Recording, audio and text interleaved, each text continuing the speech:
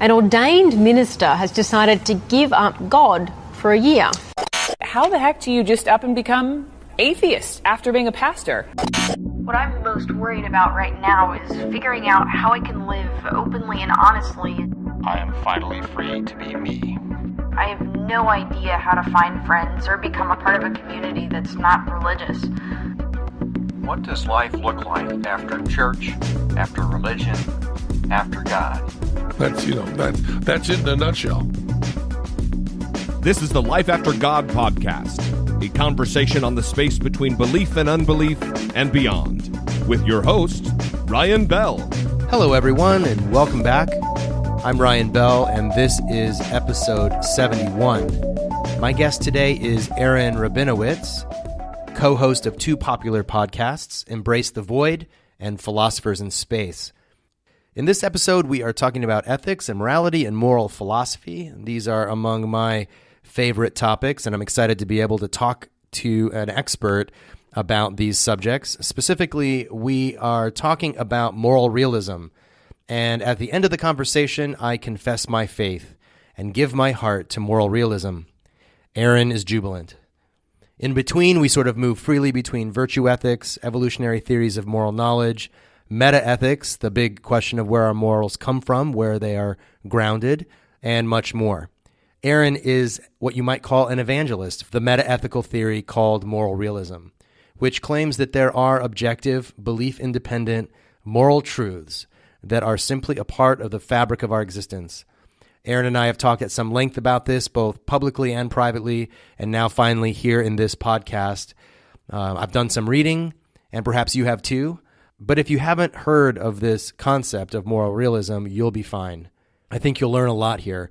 But what I realized after we were finished talking is that we didn't actually end up talking very much about moral realism or answers to common objections and so forth. But all is not lost. Aaron recently gave a talk to the Triangle Free Thought Society in North Carolina on this very subject, where he spells out his views for about an hour, where I am not able to interrupt him all the time. So please watch that video as a companion to this podcast if you want to learn more about moral realism. I'll, of course, put the link in the show notes, and you can find it there, and I hope you will watch it.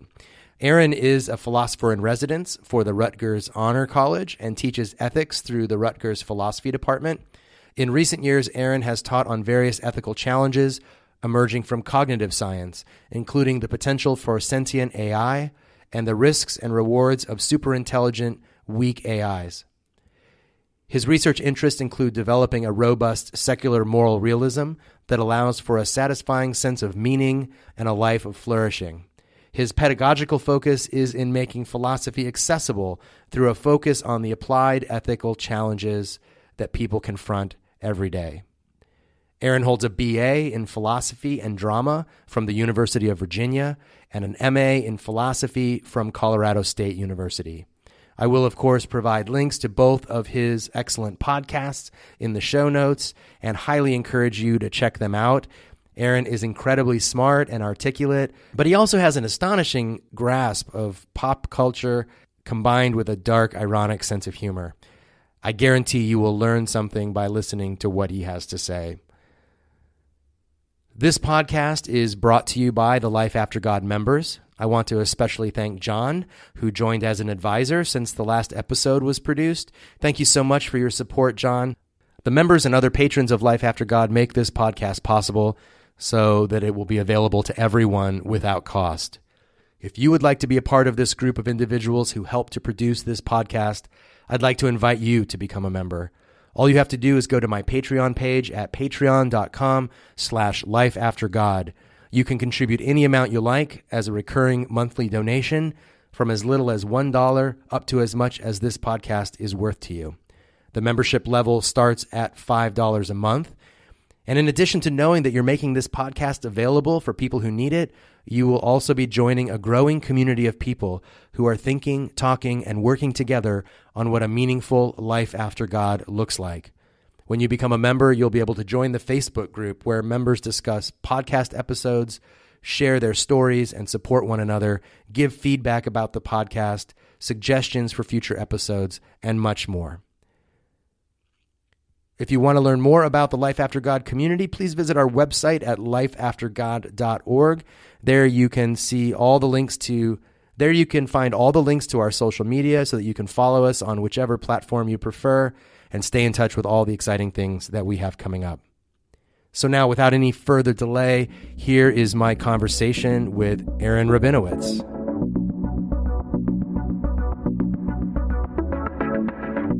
Aaron Rabinowitz, welcome to the Life After God podcast. Thanks for having me. Yeah, pleasure. Actually, we did a little live hangout not too long ago, so it doesn't feel like it's been very long. But for my regular podcast listeners, this will be the first time hearing from you. So I'm super excited to get into some of the things that you and I have been chatting about for the last several weeks. So before we get into the meat of the subject, tell us a little bit about your background. That could be, obviously, I guess, your academic background, but I'd also be interested to hear about just your personal relationship to sort of the basic subject of this podcast, which is post-theism. I mean, a lot of my guests are post-theistic, but many have never been religious. So what is your story? Sure.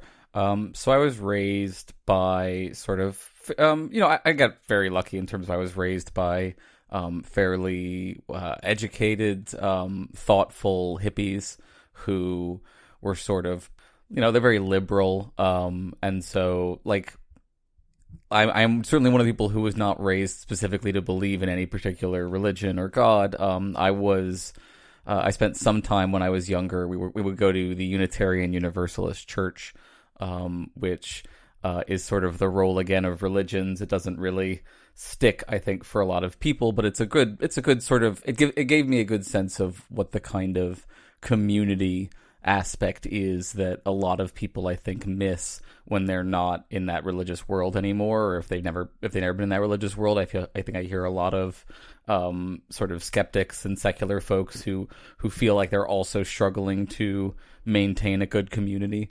So that's my personal background. When I got to college and found out that philosophy was something that living people still do, got very into that, and that sort of became my focus, specifically ethics. I'm fascinated by this incredibly important subject that I think is simultaneously sort of very difficult for people to understand, and yet we're all kind of doing it all the time.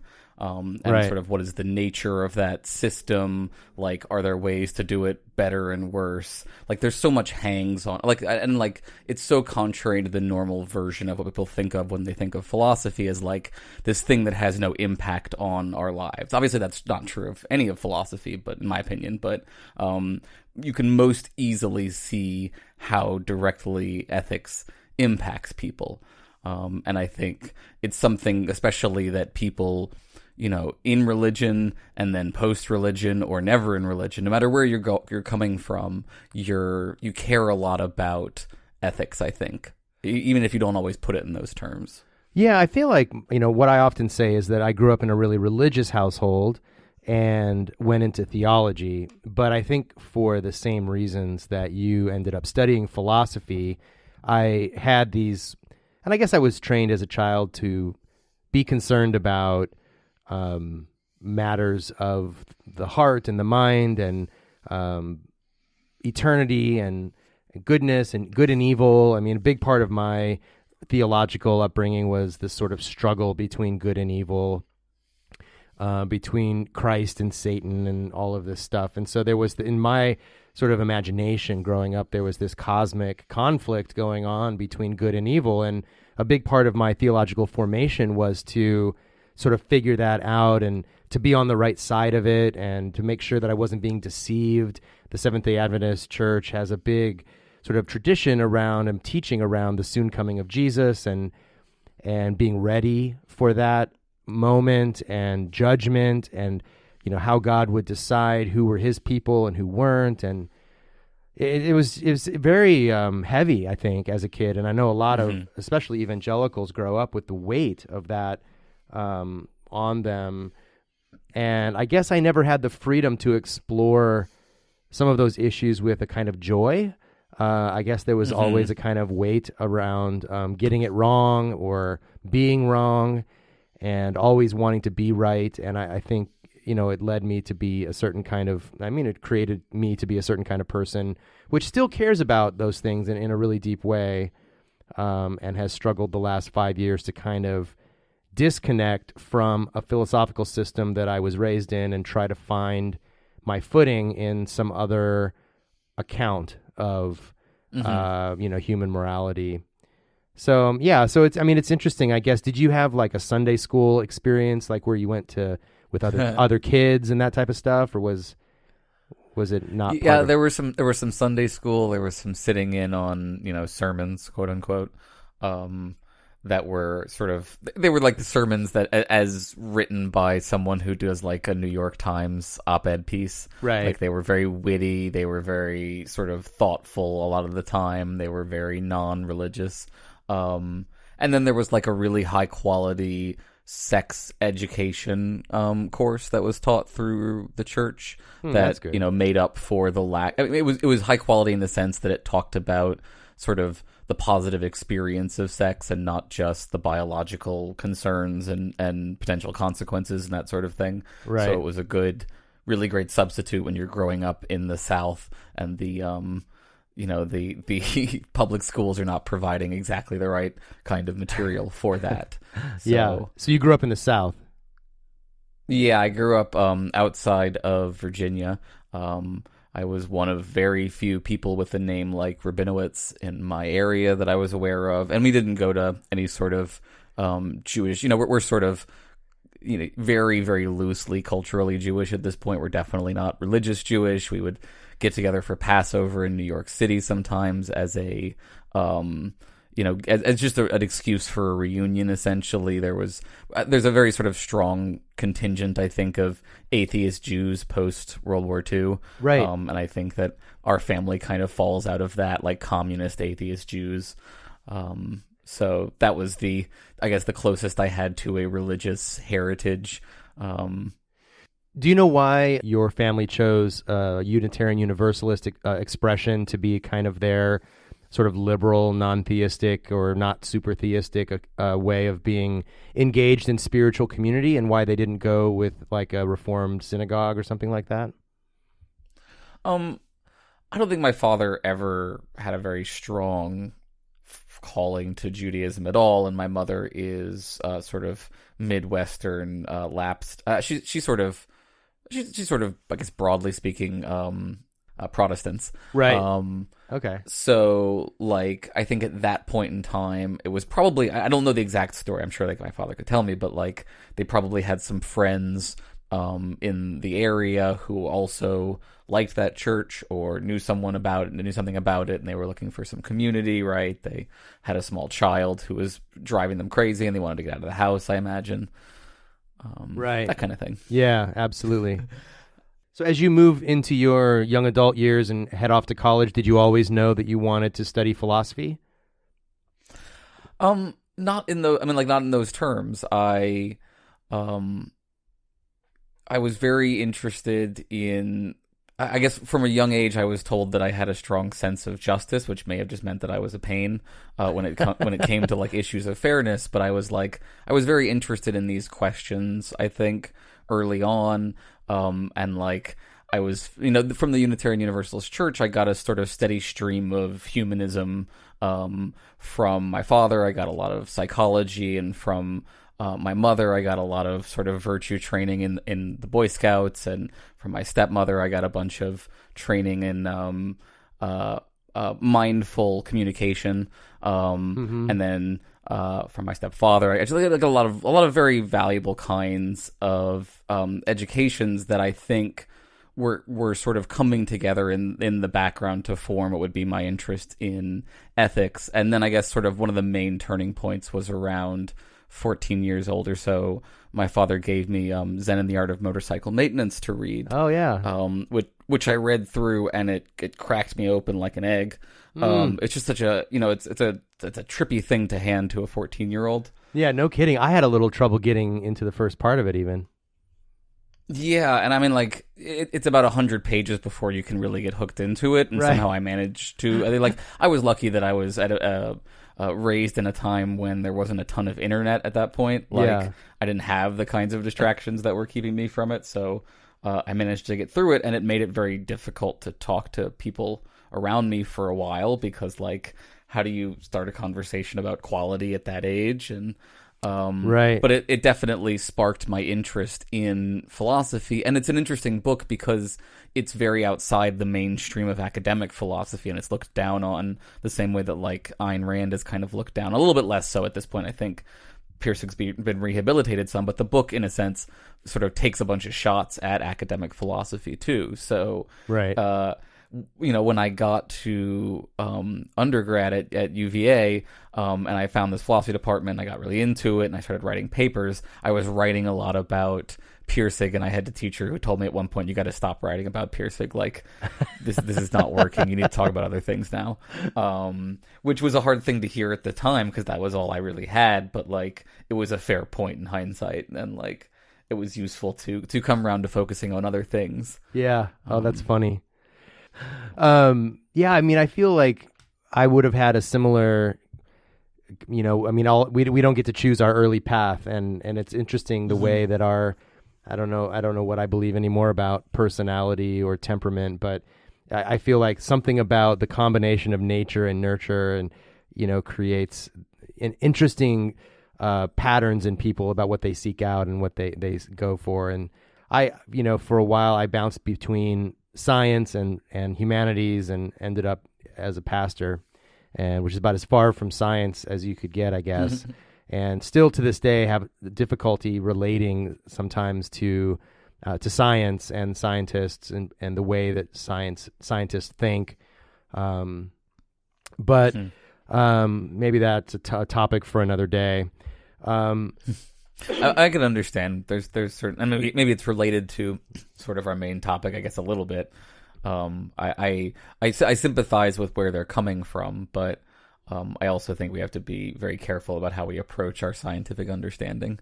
Yeah, I mean, I think there's something about a desire for empirical findings that is very intoxicating, and the possibility of it is very, exciting. And and I don't, from my experience at least, there's certain fields where empirical findings are really, amazing, and you can have them. But you can't always have them, in every conversation. And I find that, sometimes conversations break down when we're talking about, subtle things and nuances of meaning. I just got into a thing inadvertently today with someone who was talking about the word spirituality, and saying that we should never use the word spirituality. It doesn't mean anything. And it's just like, okay, well, thanks for being like the word police, and telling us what words mean. And I guess none of us are allowed to use that word anymore or talk about what various meanings are. Like, I'm just curious what people mean when they say the word. I'm not interested in banning the word, So I guess there's this kind of sense of what counts as evidence and what counts as meaning and truth that gets. And I was in the sense, in as much as I got any philosophical training at all, I was definitely in the Continental School, and it's challenging to then try to engage with people from the analytic side of things, where things are much more cut and dried. Yeah, and like none of these are new problems, right? This goes all the way back to like Socrates being such a pain that they killed him about the definitions thing. Like it is hard. There is this desire. There's these two sort of competing intuitions within philosophy. There's the analytic intuition that like truth can best be found by taking complicated things and breaking them down into their composite parts until you can understand those tiny little parts and then build your understanding back up from there. That's a very useful way to achieve certain kinds of knowledge. It's a very useful part of the system of what we call science, right? That kind of atomistic approach. Yeah. But it has trade-offs, right? You have the flip side intuition, which is the holistic kind of view that there are situations where the nature of the whole can sometimes be more than the sum of the parts, and the relationship between the parts and the whole then becomes very complex, and you have to be careful that in trying to decompose the thing down atomistically, you don't lose insights into the real nature of the entity you're trying to study. Right. Even in my conversation with Ina, the previous episode, we sort of encountered this kind of challenge that we face when we're talking about things like religion with various different types of interlocutors on the internet, where you're saying, there's a time and place, right? To, one perspective is, there's a time and place to discuss and criticize certain things, and maybe there's a time and place not to, for the sake of understanding and sensitivity and maximizing other goals like harmony and peace. And other people will say, the hard line, kind of everything is subject to criticism. And the other person would say, well, of course, like everything's subject to criticism. Nobody's questioning that. But is this the right time? And then, if it's not the right time, then what are you trying to say? Are we trying to like bend the truth to meet people's, feelings, trying to accommodate people's feelings, and feelings aren't facts, and facts don't care about your feelings. And pretty soon you're into this kind of like, oh boy. So yeah, well, I mean, that claim is incredibly important. I mean, not the person who made it popular, but the concept itself, facts don't care about your feelings, is a really crucial encapsulation of a major conflict that is related to, like the moral realism stuff that we're going to talk about, like which side of the world things like morality falls on in terms of feelings or facts is incredibly important. Which side of, and like what you can see, I think, in the individuals who take the facts, the reals not feels view, is that they ultimately, when push comes to shove, will jettison ethics and will say, I'm okay with nihilism as long as it means that I don't have to care about feelings in a robust kind of way. Yeah. It's interesting how that adage can come back to bite you in the ass if you're not careful. Like you deploy it on the one hand, and it comes back around to get you in a different setting. So to get into the thing that I really mainly want to talk to you about today, I want to start by I want to frame this from the perspective of people who grew up religious, and like myself and like so many of my guests and listeners, grew up with an understanding of ethics and morality as a divine command. And, most of us would not have been able to articulate it that way when we were growing up in the church, or when we listened to sermons, or when we were trained before we got baptized, or whatever, that's what we were believing. But that was what we were believing, right? That things were true and right because God said so. And that was the anchor, that was the stake in the ground that you could orient yourself around. And there was moral truth in the universe because God grounded that truth in God's self, right? And and then when you become an atheist, or when you lose your faith, and then, or even when you're just talking with people like William Lane Craig or whatever, these apologists who will then say, well, if you don't have that grounding, you can't have any understanding of morality at all. That to me seems like the way that many of us come into this conversation around moral realism. Does that make sense? Yes, absolutely. That there's a natural step away from moral realism, I think, for people who step away from religion, and there is a heated debate, I think, and there are a lot of folks who stand to gain from giving you the impression, in my opinion, that you can't have moral truth without some version of God, because that's a way to, I think, hook you back into that kind of mindset. So one of the reasons that I care a lot about meta-ethics, something that might seem, a little unlike what I was saying earlier about the kind of philosophy that really matters to people, it's not applied in a straightforward kind of way, is that I think it's really important for these deeper questions of meaning and a sense of responsibility that people care a lot about, and that they can feel sort of very unmoored in the modern secular world, essentially. And it dawns on me, even at this moment, that part of my social justice consciousness, which I learned from theology and from my experience in the church was grounded in the sense that there was justice in the world, in the universe. Like there was, in order to advocate for social justice, there has to be at least some sense that there is a justice that we're pursuing, right? That we're moving towards. And it dawns on me just now in listening to you that part of the pushback against social justice in the secular community and the accusation that social justice warriors, if you will, is like a religion. And we have, I started collecting quotes. Mm-hmm. There's at least 6 or 7 now prominent philosophers and social scientists who have said this, essentially this adage that social justice is like a religion. And I wonder if it just occurs to me that maybe that's partly motivated by this idea that there is some kind of justice that we all have to adhere to, and that feels religious to them.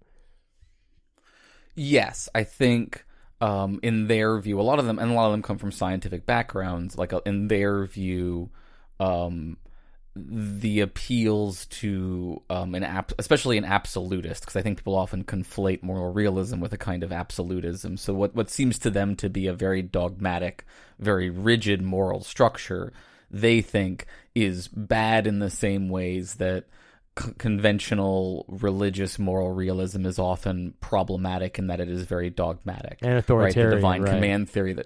The divine command theory that you were talking about earlier, right, is problematic insofar as if the Bible says slavery is good, what do you do? We're stuck. Yeah. Right, you're in kind of a bind there. Well, that's where theology comes in. We had, theology was to me, after I left the church, my definition of theology was the work you have to do to explain how the Bible really means something different. And, sure. When you encounter, slavery as a, part of the divine command, then you have to do a lot of work to get around it. Yeah, and I mean, I ultimately think that you're better off doing that same work, which I would call ethics, without trying to use the language of this ancient book. Right. That is, has some really good stuff in it, but is wildly inconsistent on a lot of things, and cribs from, I think, better sources in a variety of ways, like the Greek sources. Right.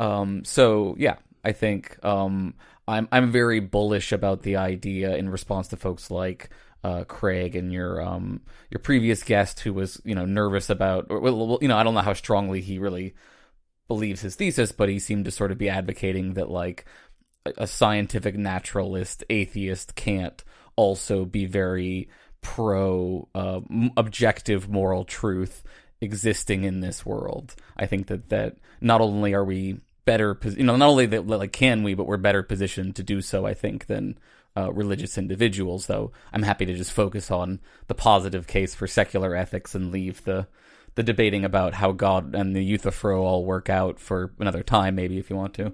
Yeah, sure. And I think this is a good point. I sometimes feel like in my conversations with folks, I get into the thing before we actually talk about what we're talking about. So maybe to back up a step and just, I guess, how would you describe moral realism to our audience that's a fairly encapsulated sense, and how does it differ from other ways of looking at moral systems?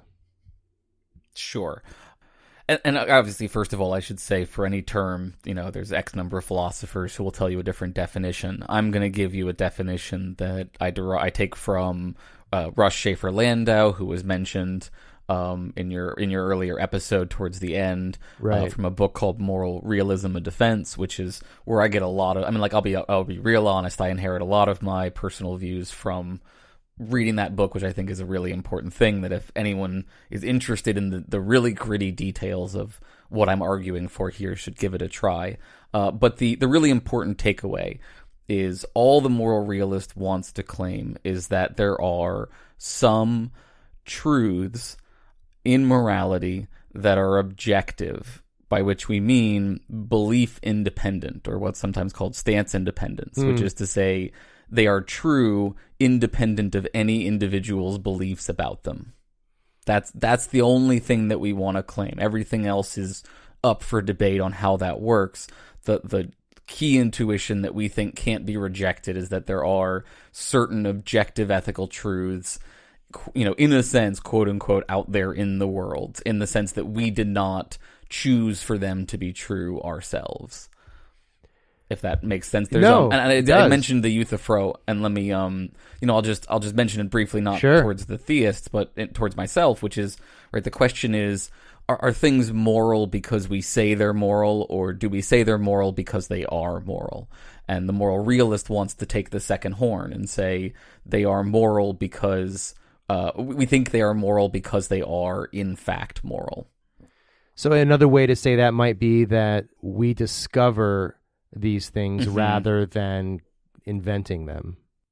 Yes, created, not discovered is a common way that this is distinguished. So alternate views, views that are in conflict with moral realism are commonly things like subjectivism that says, what is moral is whatever you or whatever a group of people think is moral.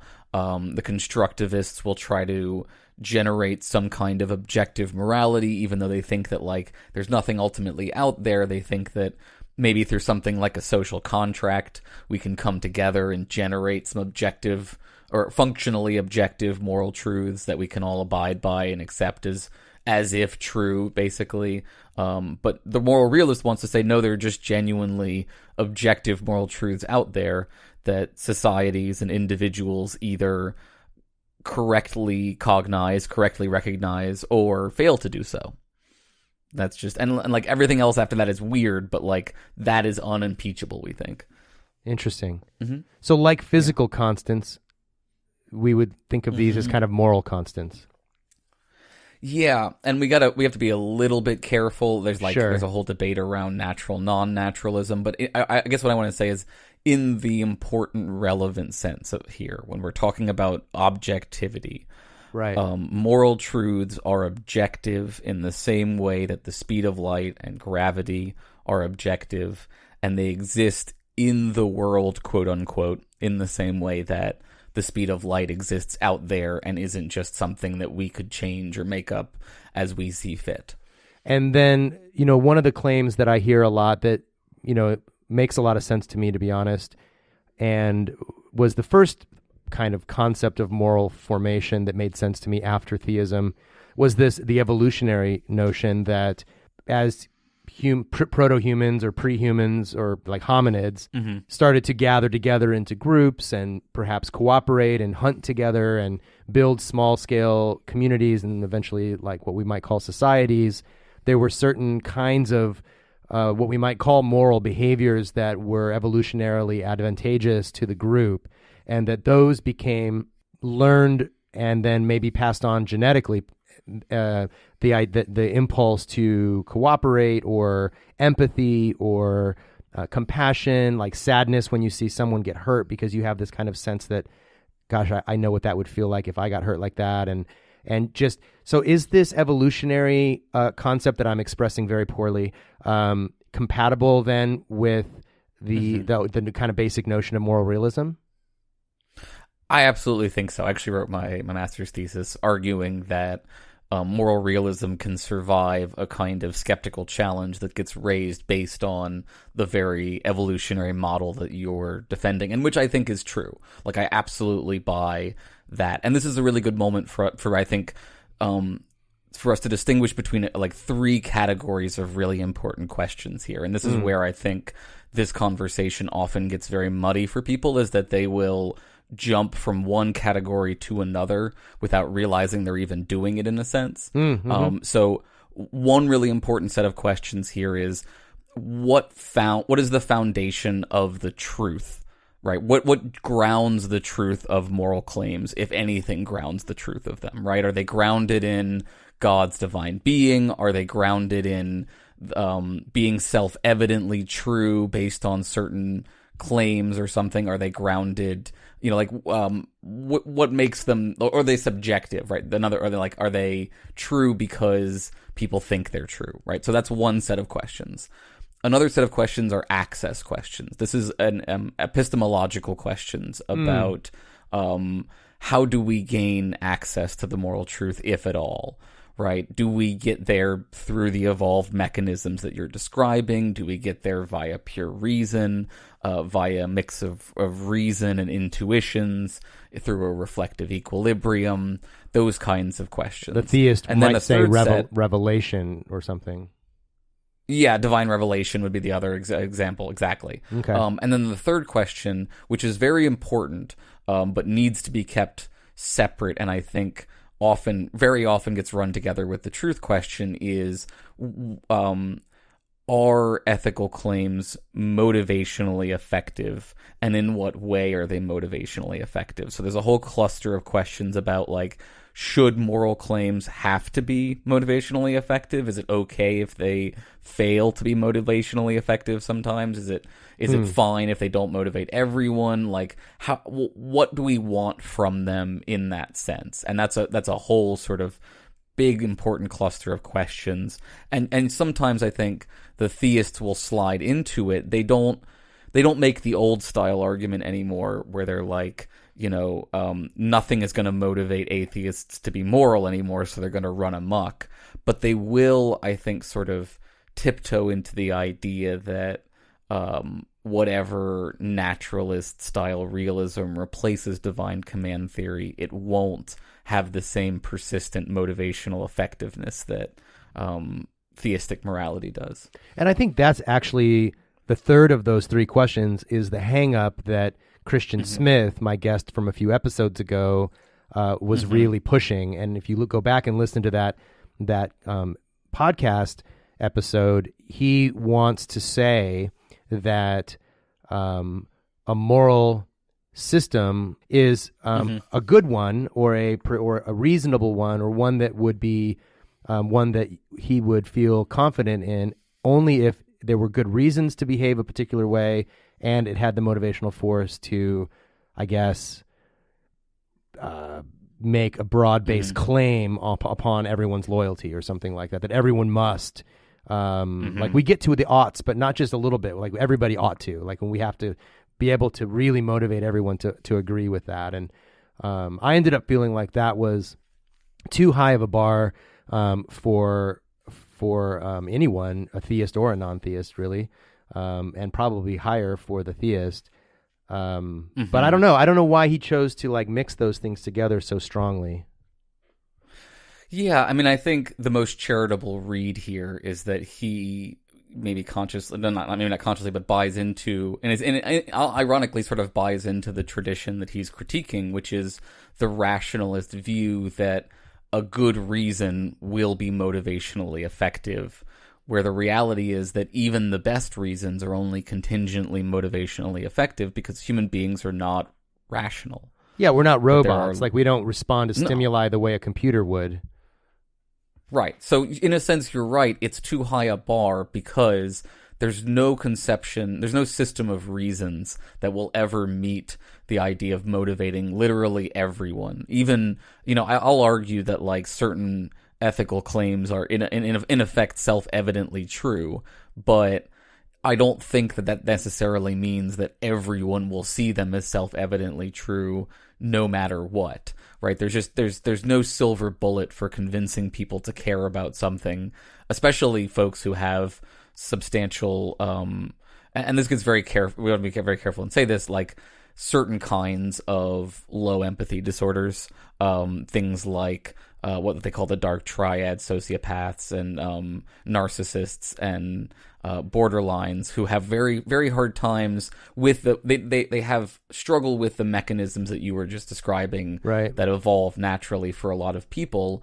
And if those mechanisms become underdeveloped, it becomes very hard to provide them a motivational alternative. There's no real perfect way, as Nagel would say, to make up for not genuinely caring about other people and their interests. So that's the motivational question, in my opinion. I think it's the easiest of the three to sort of address compared to the truth and access, which are much trickier, much more mysterious for some folks. Yeah, and I feel like people that are sort of philosophically minded, and by that I don't mean like smart or anything, I just mean like obsessed with like how many angels can dance on the head of a pin type of questions, can get really hung up on the foundations question. Mm-hmm. And the more practical questions, I guess, come in sort of in stage two, where we're looking at how can we gain access to this? How effectively can we even gain access to what's morally true? And then to me, like maybe 2A or 2B would be like, how do we then as a society shape ourselves around what we think we know about what's good? And, because a lot of these conversations, sort of as I was saying before about the difference between like an empirical approach to questions, it's almost like we envision like a single individual in a vacuum or something, or two individuals in a vacuum.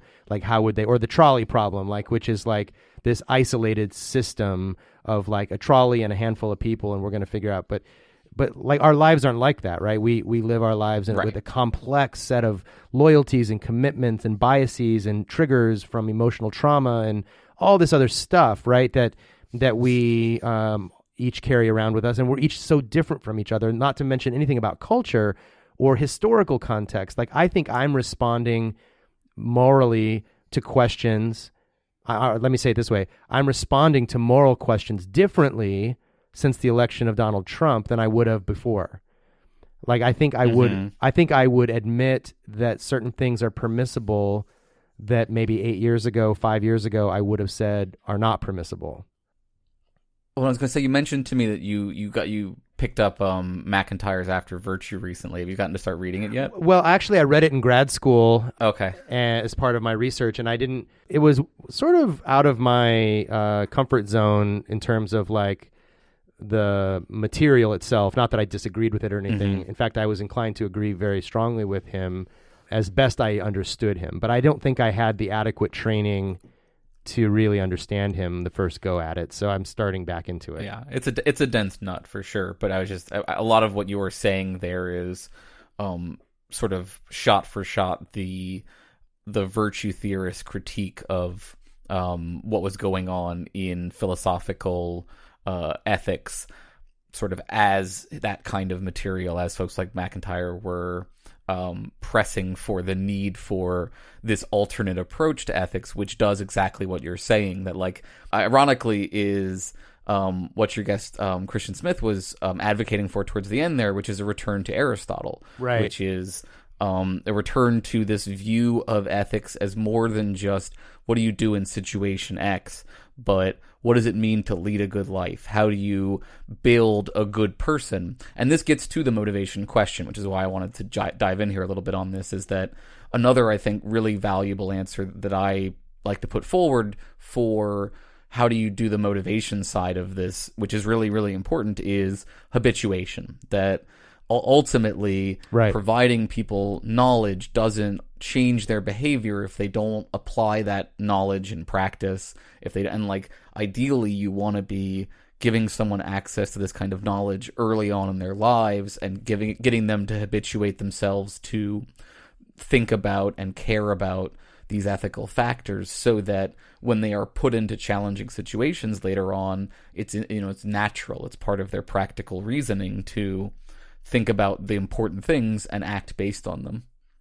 I get really excited when anybody starts talking about Aristotle. I have such a strong bias in favor of this approach to ethics, a virtue approach, and the idea of habits and patterns of life, and that so much of the texture of our lives is about choices that we make, about the way we want to pattern or the habits that we embrace. And I have a couple of concerns about this, actually, that are really relevant, I think, to a post-theistic, post-Christian America, at least. One is that the notion of habituation, to me, implies authority. And I want to just put a pin in that and ask you to think, reflect on that. Like, it's usually like a parental authority, right, that is creating the pattern. And the second question is really in what context, and now we're sort of moving into sociology, in what social settings are people in the modern American sort of society being habituated into practices and life patterns that are conducive to moral formation. Growing up, for me, it was the church. And I think for the most part, the church has sort of, maybe in an unofficial sense said, okay, we'll take that part, of human development in the modern West. And as we see the church, just yesterday or today, a story came out saying that there are now like a parity between unaffiliated. If you take Catholics and evangelicals and put them together, they're equal to the number unaffiliated in the United States. So we're reaching that point where there's more people unaffiliated with religion than there are people affiliated with religion. And atheists and secularists generally take this to be as wildly good news. And I understand that, because I don't think we need to explain to this audience why that's a good thing. But it also comes with some concerns and a sense of being unprepared to actually shape moral discourse and moral patterns in people's lives. Does that make sense? Yeah, I think so. I also worry. I mean, like, there's a confluence of events going on that worries me. The same factors that are increasing that pull towards secularism, that sort of increasing number of nuns in the world, or at least in America. I think, stuff like the internet also makes it harder in some ways, and maybe easier potentially, hopefully, in other ways, to sort of solve this problem of habituation. There are a lot of places on the internet, I think, where you can get sucked into some really terrible habits. I've spent some time in some of those places. But, here's the thing. Let me first just step back and make a comment about the authority thing that you brought up earlier, because I do think that is an important question, and one that especially liberal secular individuals who came from abusive authority backgrounds will be very sort of sensitive to. And I'm sympathetic to that as someone who awkwardly wears the mantle of expert in some situations. My first thought is habituation and mimicry are unavoidable. They are the foundational truths of human behavior, as far as I can tell, of human psychology. And that, like, you're never going to live in some kind of ideal situation where individuals rationally choose, despite what like the modernists will think, what the individuals rationally choose their set of beliefs and desires and all that sort of thing. Everyone's learning things from the people around them all the time. So your choices are habituate them in a positive direction or don't, right? Give them good things, mimic or don't. And sometimes that means taking a very hands-off approach. That's sometimes important to let people sort of figure things out on their own. It's not saying take a heavy-handed authoritarian position every single time, but it does mean that you can't walk away from these problems, the need for people to be habituated in some kind of way. But that being said, I think there are good opportunities out there for that, even on the internet, where there is lots of terrible people doing terrible, lots of normal people who've been habituated to act in terrible ways. Because I do think that, we probably will never have time. We won't have time for this on the show, but like, I think it's luck for everybody, whether you end up, in one place or another in a lot of these ways. But like, I see a lot of hope. I'll praise my own group in the sense that, like, in the Philosophers in Space group, which we have on Facebook, you have getting on towards 1,000 people who seem to be coexisting in a fun space where people have hard conversations about philosophical topics and also post all sorts of ridiculous memes that I think you can agree, some of which are deeply incomprehensible. But like, I get messages from folks where they're like, there's something weird about this particular space, that like they don't ever feel uncomfortable or and it's not like there's an authoritarian thing standing over people to tell them to act in certain ways. There's no need for it. It's very lucky in that kind of way, and you can't always have that. Like, oftentimes you need structure, you need boundaries. But I guess I just point to it to me as sort of, you never hear enough stories about those kind of communities online. You only hear about like 4chan and 8chan and like 16 million chans. Right. It's just, because that stuff gets more clicks, gets more interest a lot of the time. But it's the way I think it's the way that conspiracy theories are often more viral than the truth, because there's a kind of social currency that goes with being an outlier who's like, holding on to some fringe truth, so to say, that the system is against them. I think there's a real attraction somehow in our psychology for that. Yeah, I mean, like, if I'm being optimistic, though, for all of that, like, if nothing else, you can rely on human beings to try to go out and get what they want. And what they want is meaning and connections. So, like, it's going to take a little bit of time to figure out how to get that in this new technological age. But I don't think that we're going to see a collapse of human connection, and I don't think we're going to see wholesale collapse of community in that kind of sense. We may see, climate change precipitated collapse of communities or something. But, like, right. I genuinely think that people are not going to... people are going to find a way again to find the communities they need, whether they walk away from religion or whether they spend a lot of time online, and those two things are often connected. I think, you walk away and you need community, and, like, the easiest place to find it is a chat room with other people who've had a similar experience recently. And there's nothing bad about that being in a digital format, I don't think. Right. And then there's also these substitutes for church that are springing up in different formats around the country and around the world. The other two institutions that, give me a measure of hope is the family, which I want to come back to in a moment, and then also institutions of learning, schools, and why I think, like you mentioned luck a minute ago, and why I think luck plays such a large role in our development as human beings in general. You either luck out or you don't when you are born into a family, and depending on what kind of family you're born into and the circumstances of that family, you may or may not get to continue your education in a particular way, that your geography is a matter of luck. And in certain geographies, you're exposed to different ideas and different challenges, which would broaden your knowledge and your understanding of others and create more of that moral framework.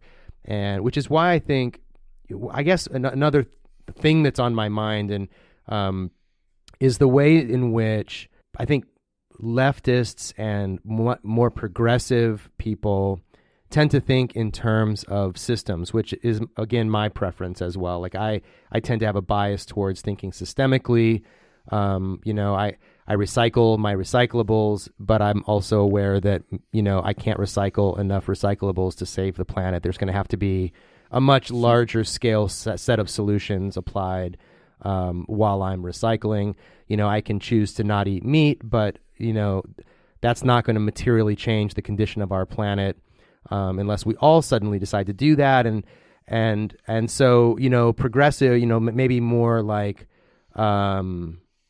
less libertarian, more planned society types would say, okay, that's where the government steps in and says, okay, we're not using plastic bags anymore at the grocery store, and we begin to change social patterns by democratic processes, but you sort of take away certain options from people, and you begin to shape their behavior societally. The plastic bag thing is a perfect example to me, because I have every best intention of not using plastic bags, but I would always forget my reusable bags. And then California's County of Los Angeles said no more plastic bags, and guess what? I start to remember my bags. I start to remember my grocery bags, and it actually changed my behavior. And I'm not saying every problem can be solved like that. I don't think we should mandate vegetarianism or anything like that yet. No, but I'm very interested because conservative authors, and there are a couple of conservative authors that I've read, or slightly more conservative authors, that talk a lot about fabric of society type losses that they're agonizing about, sort of related to what I said a minute ago, the breakdown of the family, the breakdown of what they perceive as the normal community, which very quickly becomes like racist and very, sort of a weird normative type of thing that has no basis. It's just kind of what they're used to or what society was based on previously. But there is something there about the fabric of society breaking down, that people don't relate to each other the way they used to. So to me, it seems like there's a unfortunately long, rambly way of saying I feel like there's both interpersonal as well as system-based problems, and therefore I guess, solutions. Like we can't start enough oasis communities, to connect everyone in the country. But that doesn't hurt to have that, right? Like it's good to have like your, tabletop gaming group that you hang out with, or your bicycling club that you go out with. At the same time, we all need freaking, medical care, and we should fix that for everyone. Yeah, one other piece that I think I would include there when you sort of mentioned education and the family as ways to like keep community going, keep the methods of habituating people to be better people going. The other one is art.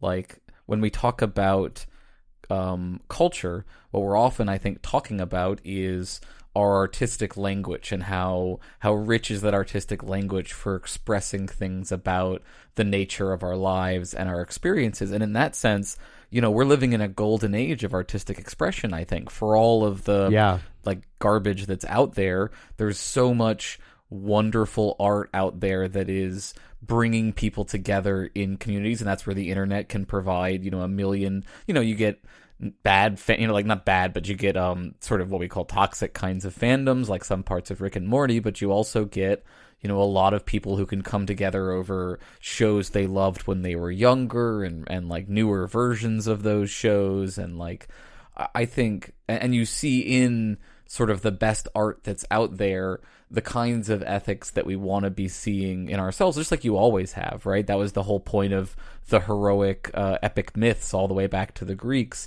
And now you've got Captain Marvel inspiring young women to realize, to smash the patriarchy, essentially, right? So that's the kind of really important stuff. And I think, if we're being honest, a lot of the times when the people say collapse of civilization or collapse of society, what they mean is the collapse of the parts of society that aren't really helping us as much, like the patriarchy, and that kind of do need to collapse, but that some people are still invested in as part of the status quo. So, yeah, I mean, some parts of society collapse and they're replaced by better, more interesting parts of society. Right. And I totally agree with that. And I think there's also a kind of lived experience of loss, whether even if it's a good loss, that is just painful for people, and there's no shortcut around it. So if we're smashing the patriarchy, that's necessarily going to feel like a loss to a good number of men. And that sense of loss is not something to circumvent or even anesthetize, really, but to really lean into it and feel it and understand it for what it is and allow our imaginations to create a better future. But I guess I just want to sort of, say that there is this affective response to societal change that can create a feeling like things are coming apart. And I think this is where individuals like, Jordan Peterson and, other people, who I'm trying to think who else fits into that category, that is speaking into that void that people feel. It's not necessarily a void, but it's a lived feeling of loss, right? And the analysis or the diagnosis is very wrong, but the presenting symptoms, I think, are really important. And one of the things that I think keeps me up at night a little bit about people like Jordan Peterson is how successfully he's capitalizing on this sense of loss and this sense of loss of place and belonging in ways that are so pernicious and so corrosive to the kinds of habituation that you and I are talking about, that it makes me wonder, what should we be doing to maybe reach some people that are not being reached in a good way? Yeah, I mean, I guess here's my, it's weird that I'm on here playing the optimist. It's not usually my role, but usually when people talk to me, they end up falling into that role. I know. I mean, look, for 300 years now, at least, there's been this arc slowly of social progress and the expanding of the moral community and essentially progressivism. Liberal progressivism has been on the march in the West, especially, for better and for worse, but I think mostly for better. And there have always been famous popular conservatives who said, look at all the things that they're taking away from you in their march towards progress. Right. And like, I understand that. I just think that that's always going to be there. Yeah. And that we can't see that as a measure of the success of what's going on. So let me look at like a very concrete example here, right? Bill Cosby, right? Just saying the name makes everybody uncomfortable now. Yeah, chills. Right. And like, I used to quote his shtick all the time. Me like, too. We would do his bits when we were like at summer camp and we were like dealing with children and how brain damaged they were, and we would want to, and like, it just feels uncomfortable to do any of those shticks now, and that's a loss, right? And it's a pretty small loss when you compare it to the loss that like the women he treated that way experienced. Yeah, absolutely. Right? So like, you know, you're right in the sense that there is a cost that comes with the discovery of objective ethical truth and the implementing of it in a world that was previously less moral. I totally agree, but I think, you know, it's for the better, obviously, and obviously you agree. And for the people who are experiencing that, you know, sit with that loss, understand that there's no easy way around it, and then, you know, comfort yourself on the infinite amounts of good content that are out there in the world that are being produced by people who didn't rape anyone. Right. Yeah, I agree. I just wonder if sometimes there's a way that something I should be doing that I'm not doing to, I don't know, get to those people. Or maybe it's just one of those things where attrition is the thing, you know, where certain people with certain ideas are just going to have to live out their lives with those bad ideas, and then hopefully progress continues. If you like, I mean, and like Aristotle was wrong about a lot of things. Him, like Bill Cosby, he was not great towards women. Right. But another thing Aristotle said, and you can disagree with him or not, is that if you don't get good habituation early on, it's very hard to make up for it. And that a lot of people are just going to be stuck in the patterns that they are built into for better and worse. And that's why I do, you know, lean towards the moral luck, lean towards the forgiveness, because it's so easy to get habituated in the wrong way during a part in your life when you have very little control over how anything is going. So yeah, like I am sympathetic to all this. You know, we did like 3 episodes on our show on incels. Like, we've talked about the situation that men are dealing with, and I think it is really important to talk about, though. You know, obviously it's you know, we need to be giving more airtime as well to like the larger Me Too problem that is not, you know, oh, some men are losing their careers, but is this massive systemic harm that has been continuously and continuing to be sort of exacted upon predominantly women by a patriarchal society. Right. Yeah, I'm reluctant to even bring it up, you know, at times, because I don't want it to sound or to be like I'm prioritizing the feelings of, you know, men who feel like they're losing something because they have to share some power with women or people of color. There's a huge part of me that just wants to be like, well, fuck those guys, you know, and keep up, you know, and if you can't keep up, well, you know, sorry. There's another part of me, I guess the pastoral part of me, that wants to say, like, maybe there's something I should be doing, since I'm a white dude, you know, who could have easily gone that way myself. Given my history, I lucked out, so maybe I should. There's something I can do to reach back. I don't know. I guess, you know, grow where you're planted in a sense. Like, I'm doing what I can do with, you know, Secular Student Alliance, with my work at USC, and just my one-on-one work with individuals whenever I meet them. And none of us, you know, I was also habituated into a savior complex as well, as you can tell. So it's not my job to fix everyone. Yeah, and I mean, like, you know, caveats aside, let's talk about the situation for men, because it isn't just loss of power. Like, I think we don't want to say that the only reason that the current situation is rough for men is because of loss of power. It's also because I think as we have revolutionized or continuing to revolutionize our view of gender and sexual, you know, responsibility, a lot of men don't know what their role is anymore. And I agree. They've been sort of, they've deprived of a variety of conventional sort of sources of their role, and they haven't necessarily been provided, like you said, very clear, sort of straightforward alternatives. I think that's starting to change, though. I think we're starting to see sort of morally progressive male role models. Again, it goes back to that you can't avoid having people mimicking behavior, so you either have good people for them to mimic out there in the world, or you don't.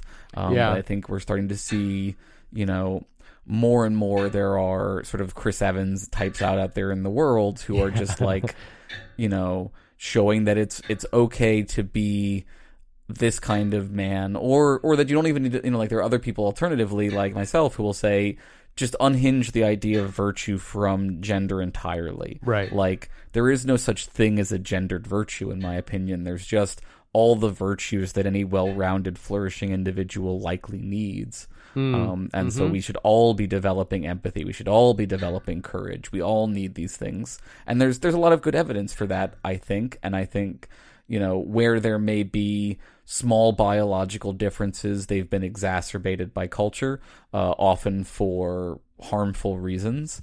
And that, like, the reality, I think, is that men can be just as empathetic as women. That I spent large portions of my life being a primary caregiver. I think that there's nothing about being a man that prevents you from that, as long as you haven't been habituated by your culture to think that you are incapable of doing that thing and to have no experience with doing it. Yeah, and like you said earlier, there's so much good art out there, and I think we have role models, hopefully more role models in our ordinary day-to-day lives, but we also have, TV shows and more politicians that, public personalities that are demonstrating that there's a different way to be whoever you are. Like there's whoever you are, you can be, like you say, a fully rounded ethical human being. And, I'm hopeful. I'm not often hopeful, in these days, but I like talking to you because I think I'm what I call a cheerful fatalist. Is the way I often describe. I like that. I like that a lot. I would like to be that. Can I be that? Can you be my cheaty? I mean, you look, be my I think cheaty. everything is determined, and there's a whole strand within, the wisdom traditions that says, relax, nothing is under your control.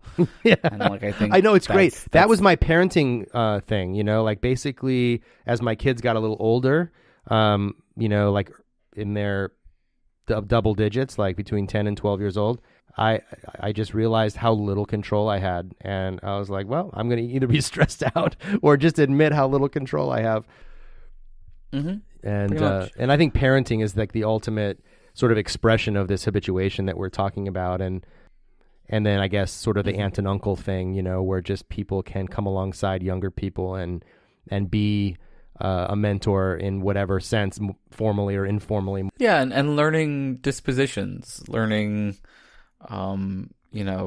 everyday habits as well. So the habit thing for me is not just the momentous moment where you have to make a hard ethical choice and you do the right thing. It's the mindfulness of the everyday where you do I engage with this person like they're a real person in this moment, or do I go through this in an automatic, or am I reflecting? Am I reacting to them as if they're the last person who just mistreated me or something? Like, I think that ethics is wonderful because it can be a part of every moment of your day, and if it's done right, it enriches that moment rather than burdening it. It's not something that's like this annoying extra thing you have to do on top of your preferences. It brings the world to life in that kind of way, because it is about, like you were saying earlier, like not just trolley problems, but like what is flourishing, what is, being a virtuous person in every single moment that you can. I'm really enjoying this new book called This Life by Martin Hoagland, and it's this. He's a professor of comparative literature, and it's to me, that by itself is so instructive, that, here's a person who has this broad sort of exposure to people's thinking, their storytelling, their traditions, for better and for worse, right? So, drawing from all of that, from history, and really reflecting on what it means to be a human, thriving in our day and age, based on that long tradition. And I feel like in the secular community, we do obviously tend toward the sciences and maybe analytic philosophy, proofs of God's non-existence, or attempted proofs of God's non-existence, or whatever. And I feel like we could use a lot more comparative literature and continental philosophy, and just really down-to-earth reflection and about what the good life is. And I really appreciate your contribution to that. Well, I happy to be able to put in my oar a little bit and help along. I do think that it is weird and unfortunate that, like, and I think you sort of get the idea of where it's coming from, that science was our flaming sword to wield against religion, and Right. It was so effective, right? It put people on the moon. Like, the argument of, can your prayers put people on the moon, is a pretty devastating argument when it comes to questions of, like, how does the world work? Right. You know what I mean? Yep. Like, so, and it became, I think, for a lot of people, the only tool that they think we needed in our toolbox. Maybe a little bit of logic and math, like you said, but mostly just really radical empiricism. All right. And I think that is a really amazing tool, but it's not the only tool in the toolbox. That, like, epistemology, our sources of knowledge, are much more robust than that. And that I think in getting caught up in that kind of scientism view, that certain secularists, have sort of shied away from studying of philosophy, or thinking that, like, philosophy is something that helped get science off the ground and now we don't really need so much, or that most of it is, like, metaphysical navel gazing about, what really is substance, what really is time. Questions that, like, truthfully, scientists are also still struggling with on a profound level. Right. So I do think that, but I think that this is something that, again, is moving in the right direction, though not as fast as I would like. I do think that we're seeing people recognizing more that they need something more in their repertoire than just appeals to scientific knowledge. Mostly because I think we're seeing, like, a movement away from the sort of straightforward does God exist or not exist question, and to these more sort of trickier questions of, like, which of these two worldviews can provide a happier, more flourishing life, in a sense. Right. And that, like, that doesn't necessarily mean, which one's true or the other, but, like, that is something that is important for human beings. And so I think for those reasons, I think you're right. Atheists can benefit from studying not just continental philosophy and literature, which would be great, but also there's modern analytic ethical philosophy that's quite readable. It's challenging, but I do think provides strong answers to the kinds of questions you'll hear from folks like Craig about, we haven't even gotten to, like, the true nature of moral claims. How do they exist in a natural world? But I do think there are good answers for those questions. Yeah, I almost went that way, and then then we went to McIntyre and Aristotle, and I kind of got lost. And I mean, look, you can do a whole semester on just metaethics. There's so many problems and questions to cover. I guess my main broad takeaway is any question that I've approached so far, I think the moral realist can at least provide as good an answer as anyone else, if not a better answer. Well, and I actually was just thinking, as you were talking a few minutes ago, that I've now had 2 long conversations with you, and dozens and dozens of what amounts to text messages, basically. And I think I'm ready. I think I'm ready to give my heart to moral realism. Another convert. and I'm actually willing to embrace it on an a priori kind of basis. Like, and this is I used to teach this kind of approach to Christianity because I knew as a progressive Christian, I couldn't prove to someone that they should be a Christian. Like, I can't prove to you that God exists or that Jesus' teachings are in the Bible are what they really were. It's basically like try it out, and if it fits, maybe if you try on this sort of mental or philosophical system and it matches reality, or it enhances your life in a way that's consistent with your experience of reality, then maybe it's true, right? So, it's really kind of the scientific method, right? Like you make a hypothesis, and then you test it, and you see if it's consistent or not. And I think I can accept moral realism as a hypothesis, and it because it does. There is a certain amount, I guess, of confirmation bias, perhaps at work, that I would like it to be true. I would, I'm much more comfortable with the idea that there are moral norms in the world objectively, rather than because I could very easily be a nihilist, not in a sort of, I guess, like suicide cult. It's harder sense. than it looks, let me tell you. Is it? Yeah, I suppose it is. I actually am It's quite a livable life. Yeah, and I'm pretty hopeful. I mean, I guess I'm pretty cheerful most of the time, and I love, I'm an Epicurean in the sense that I love like my sensory experience of the world. I love art. I love food. I love, people and friendships. I mean, I don't want to die. Like I want to experience all of that. But I'm so discouraged by, at times, the moral turpitude, I guess, of what I see around me. And it is hard, as I'm sure, folks like Pinker would point out, that it's hard not to sort of project my own experience of this onto a large screen and say, this is how everything is. As you've said, that there is progress happening, maybe not as fast or as in a straight a line as we would like. But yeah, so I think I'm willing on a contingent basis to accept moral realism into my heart. Okay, now that you're converted, let me just throw out just a few caveats based on what you've said there, right? Just to be clear, right? I can't offer you a just universe, right? What? Yeah, no.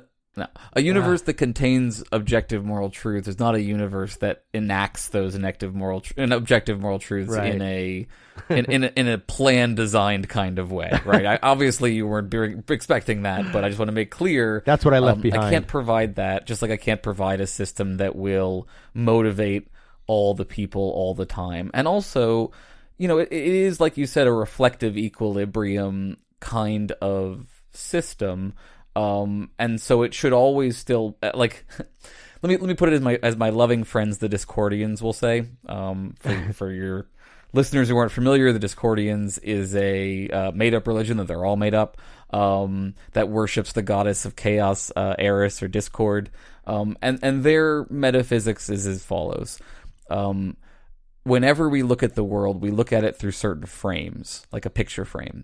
And according to various frames, like a theory, essentially, certain things appear ordered and other things appear disordered.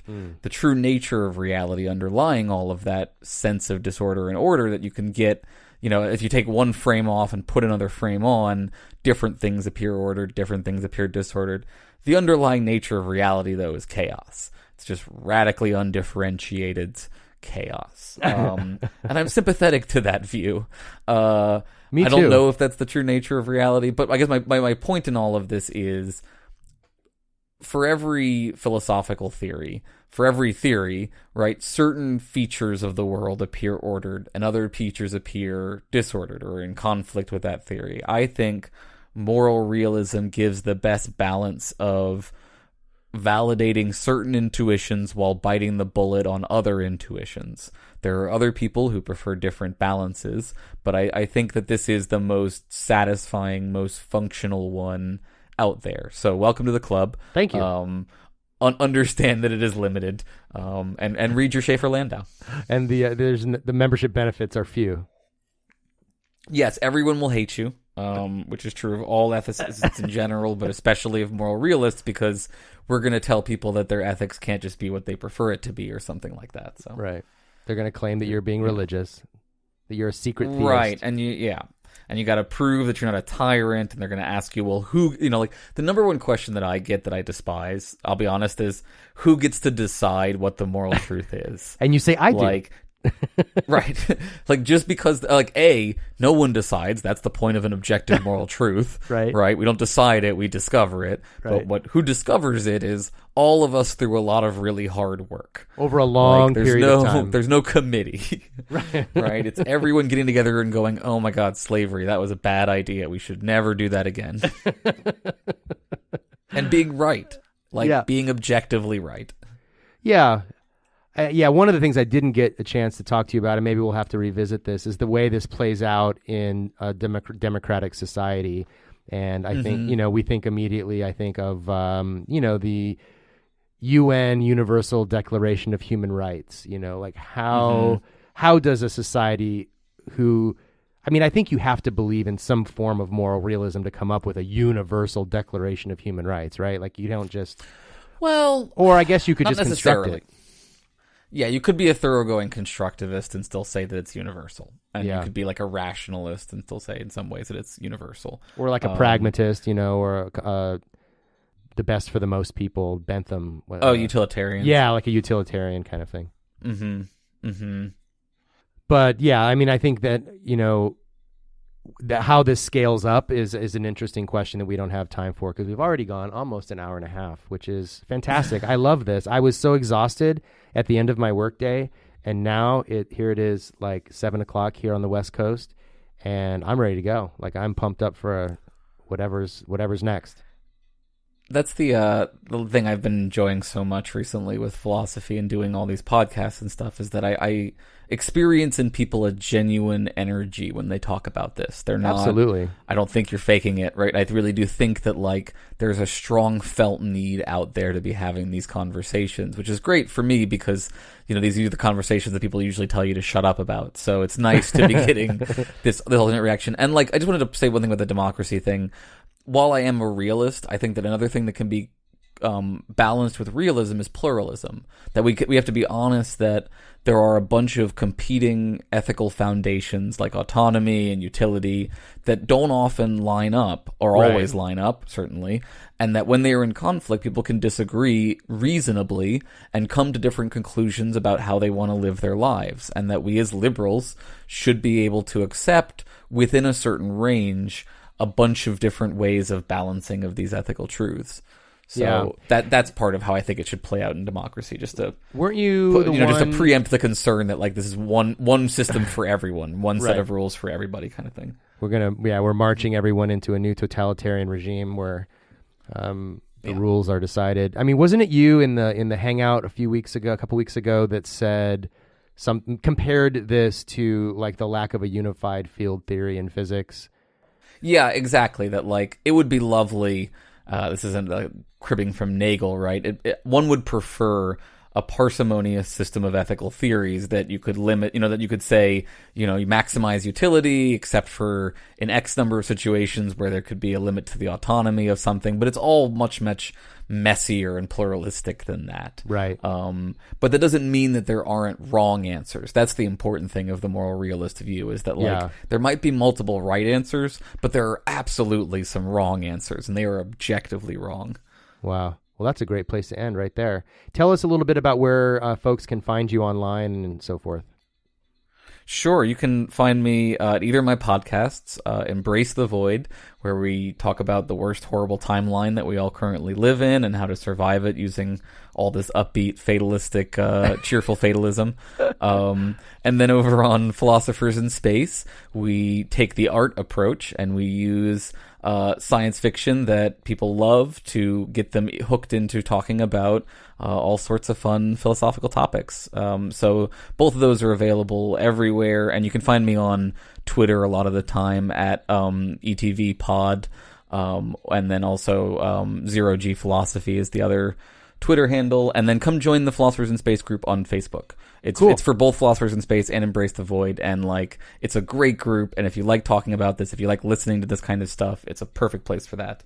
Awesome. Yeah, I'll put all the links to that stuff in the show notes so people can easily find you and find the group. I'm a newbie in the Philosophers in Space group, and it's a lot of fun. a lot of smart people and a lot of learners like me, and various stages of embracing and learning about all this stuff. So it's very inclusive. There's a lot of shirt posting. Exactly. Thank you so much for hanging out and doing this, and we will have to do it again soon. Yeah, my pleasure. Thanks for having me on. So there we have it, folks. Another long, rambling conversation that went all over the place, including many places that I didn't originally intend, but I hope you enjoyed it nonetheless. We went, as you can tell, about 30 minutes longer than I typically do on these episodes because I was just having so much fun talking to Aaron. I hope you enjoyed it as much as I did, or even half as much as I did would be plenty, actually. We had so much more we wanted to talk about and just ran out of time, and I'm sure that Aaron will be a returning guest on a future episode. Of course, if you want to find out more about the Life After God community, please visit our website at lifeaftergod.org. There you can find links to the show on iTunes and all of our social media links. It also really helps us if you rate and review us on iTunes. It would be so awesome if you would just go to iTunes and search for Life After God. Give us a rating, hopefully 5 stars. And if you have time and feel generous, give us a review there as well. It only has to be a couple of words or a short paragraph about why you like this podcast and why others should listen to it as well. This podcast, as always, is made available to you free of charge by the members of Life After God.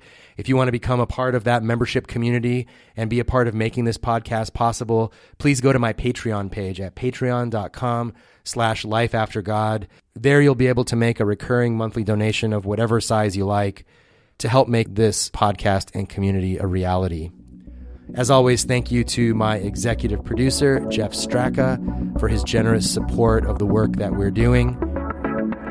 Thank you for spending a portion of your day with me. Until next time, my name is Ryan Bell, and this has been the Life After God podcast.